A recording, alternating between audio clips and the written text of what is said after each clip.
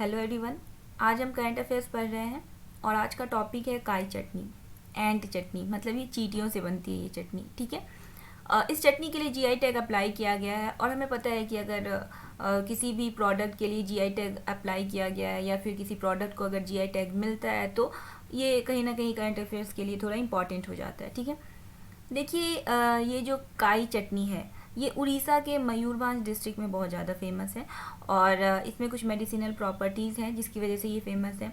और ये red Weaver and से बनती है, ठीक है, जिसे काई कहते हैं वहाँ पे।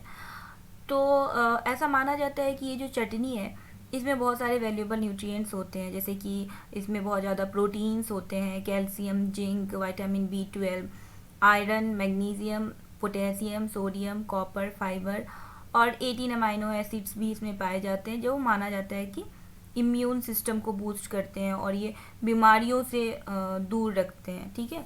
इसलिए ये थोड़ा फेमस है वहाँ पे।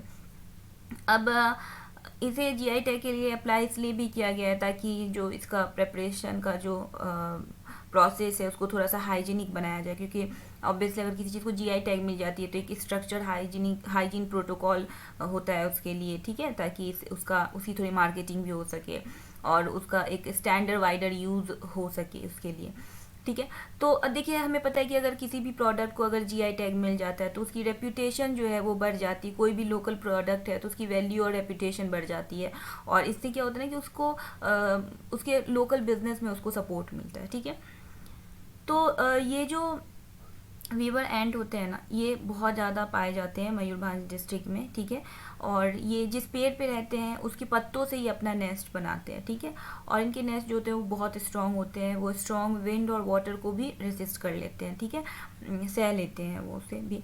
तो जब इन चींटियों की ज़रूरत होती है तो इन्हीं पत्तों को तोड़कर बास्केट में रखा जाता है, उसमें पानी डाल करके उसमें रखा जाता है और फिर इन्हें सेपरेट किया जाता है उसमें से, ठीक है। जो लार्वल और एडल्ट स्टेज होता है ना एंड का, तो उसे ही प्रेफर किया जाता है, या तो उसे ऐसे ही रॉ ही खाया जाता है या फिर उसकी चटनी बना ली जाती है या फिर उसका सूप बना लिया जाता है, ठीक है। तो चटनी बनाने के प्रोसेस के लिए उसमें कुछ स्पाइसेस मिक्स किए जाते हैं, जैसे उसमें सॉल्ट, जिंजर, गार्लिक, चिल्ली, इनको पीस कर उसमें मिलाया जाता है। फिर जो ट्राइबल्स हैं उसे वहाँ के रूरल मार्केट में वो उसे बेचते हैं, ठीक है।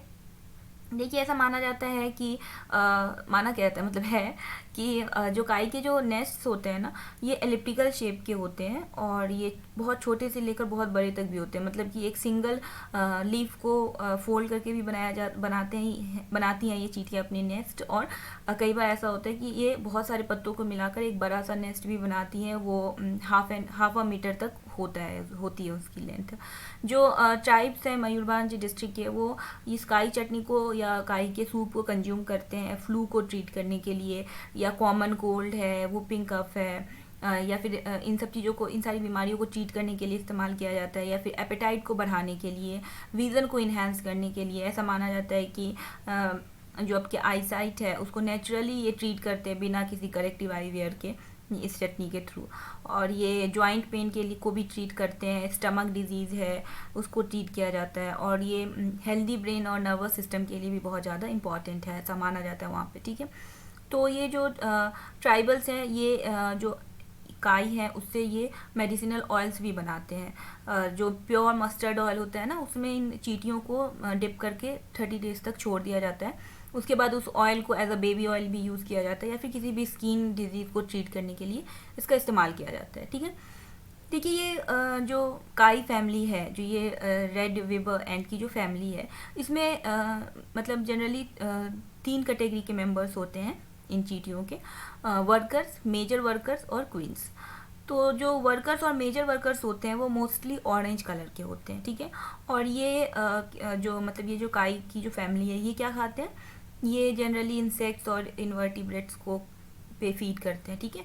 ये इनके प्रे जनरली बीटल्स, फ्लाइज, ये सब होते हैं। और जो ये काइज है ना इन्हें एक बायो कंट्रोल एजेंट्स भी माना जाता है, ठीक है, क्योंकि ये बहुत अग्रेसिव होते हैं और ये जो एंथ्रोपोड्स होते हैं उसको अपनी टेरिटरी में एंटर करने नहीं देते, मतलब उसको ये खाते हैं, ठीक है। अब इनका जो ये प्रिडेटरी हैबिट है इसकी वजह से इन्हें बायोलॉजिकल कंट्रोल एजेंट भी माना जाता है कि कुछ ट्राइबल क्रॉप्स के लिए, ठीक है, क्योंकि उन ट्राइबल क्रॉप्स को ये दूसरे इंसेक्ट्स और पेस्ट से प्रोटेक्ट करते हैं, ठीक है, क्योंकि ये उनके ऊपर फीड करते हैं, ठीक है। तो इनका यूटिलाइज कहीं ना कहीं इनडायरेक्टली एक ऑल्टरनेटिव के तौर पे, केमिकल इंसेक्टिसाइड्स के ऑल्टरनेटिव के तौर पे इसका इस्तेमाल किया जाता है। तो बहुत सारे यूजेस हैं काई का, ये जो मतलब रेड वीवर एंट है इसका उड़ीसा में, इसलिए ज्योग्राफिकल इंडिकेशन जीआई टैग के लिए इसको अप्लाई किया गया है इस चटनी के लिए, सॉरी। तो ये एक इम्पॉर्टेंट न्यूज़ थी, तो मैंने सोचा आप लोगों के साथ शेयर किया जाए। इस वीडियो में इतना ही इन्फॉर्मेशन था। मिलते हैं नेक्स्ट वीडियो में। Thank you.